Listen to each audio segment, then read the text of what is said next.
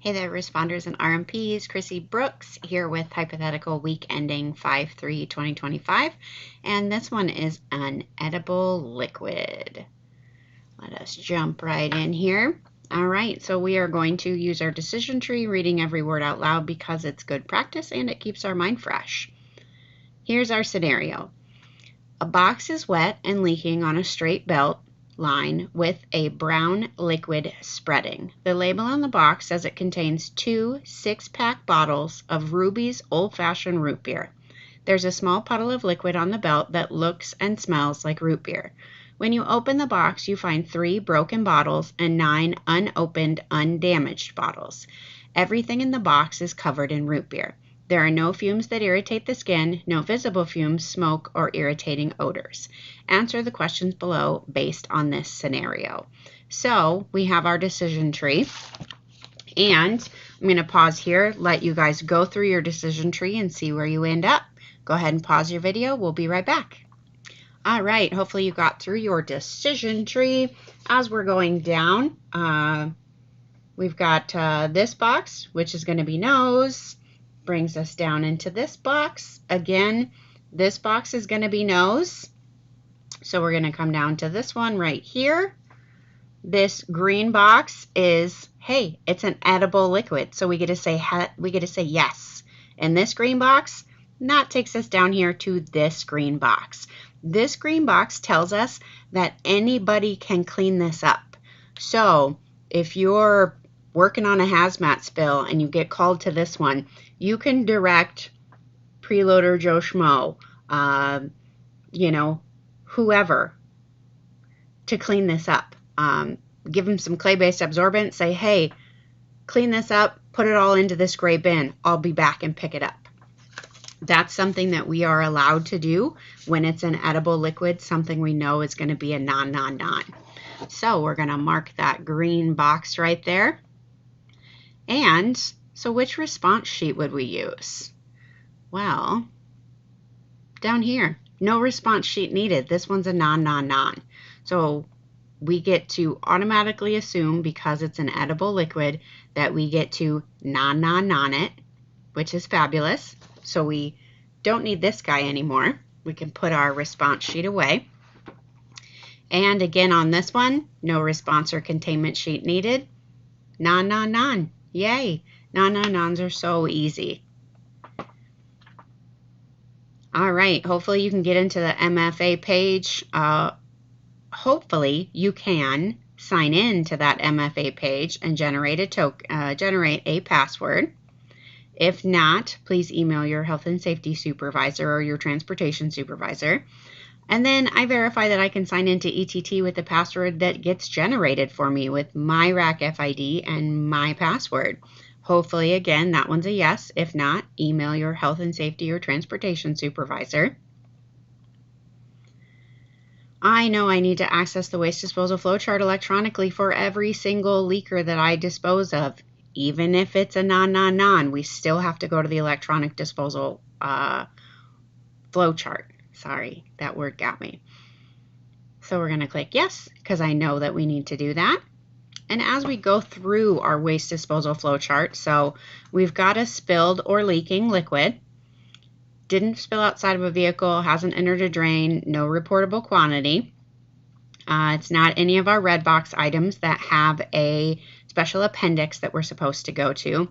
Are the contents verified as non via ETT? Well, not necessarily via ETT, but because it's an edible liquid, we get to automatically assume non. So we are going to follow our non-regulated item disposal procedures, which can be found in Appendix C, or we kind of know how to handle non-nons, right? We've had a couple of them here and there. So what do we do with a non? We are going to solidify anything that leaked with our kitty litter absorbent. If we have something that is pristine, nothing leaked on it, it's not wet, it's no contents are missing, no lids are loose, then we can either send on to the customer or we can return to the shipper. But in this scenario, it said everything had root beer on it. So we have to damage out everything. We're going to open those other bottles. We're going to solidify all of the liquid. We're going to put that material into a clear bag, gooseneck it, put your non sticker on it. Then we're going to fill out the non sticker. We're going to, preload, local sort, whatever your sort is. Then we're going to circle system verified. And on the UPC line, we're going to write edible. And then we're going to write what it is. Ruby's Old Fashioned Root Beer. Then we get our initials, RMP initials, dates in both places, and that one's done. We do need to make sure that we are bagging contaminated cardboard with a non. So in this case, I'm sure that there was wet cardboard, probably the cardboard containers that the bottles were in, as well as the cardboard box that all of it was in. We need to put all of that contaminated cardboard into a clear bag as well and put a non sticker on it. If someone were to come into your facility and go into your dumpster and they found wet cardboard, not in a clear bag, not with a non sticker, they're going to cite us for that. Any kind of wet cardboard needs to go into a clear bag with a non sticker on it so that we can verify we know what that cardboard is wet with. So we don't ever want to put wet cardboard into our dumpsters until we've got it in a clear bag and got a non sticker on it. All right, so we ended up in our blue box. We're going to follow our non-regulated item disposal procedures. What do you do with Rooker Clean containers? Those are our empty plastic jugs, empty glass bottles, whatever. We've dumped it out. We've solidified all the liquid. Now it's empty, so we get to throw them away. Hooray.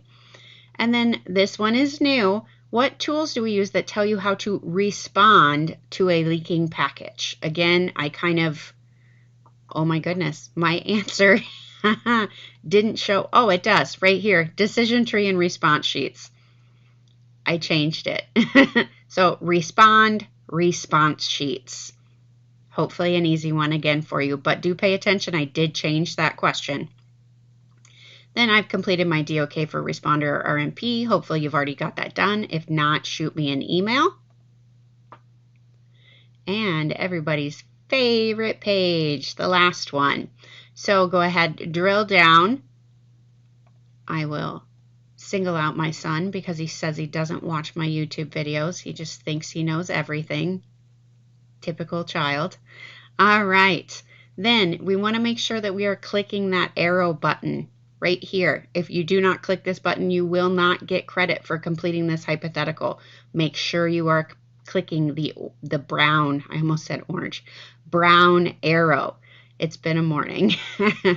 All right. Well, I hope everybody got some good information from this. I hope that you maybe got a little bit more insight of how we're going to handle those non damages. We do still need to run it through ETT. When we put it through ETT, we're going to say, is this a leaking package? No. And then as we scroll down and it asks for merchandise type, liquid, hazardous, dry/chemical, we're going to choose none of these.